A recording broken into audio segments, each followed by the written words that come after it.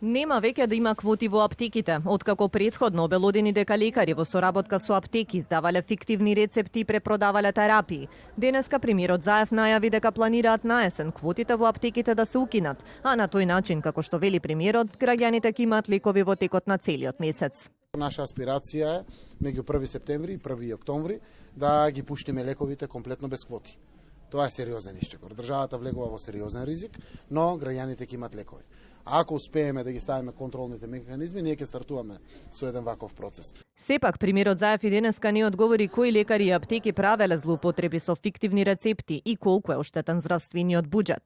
За сега вели имаат само индиции, но порача дека никој не сме да си игра со парите на граѓаните.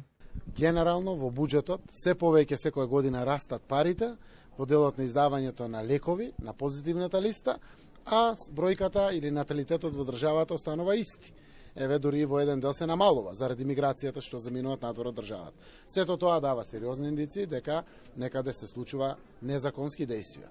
Пораката од мене како председател на владата е криминалот значи затвор, значи одговорност. Секој што ќе се огреши треба да си прифати одговорност. Не обвинуваме никој, тоа може само истрагата да го потврди. Виновен е оној само секако докази ако има.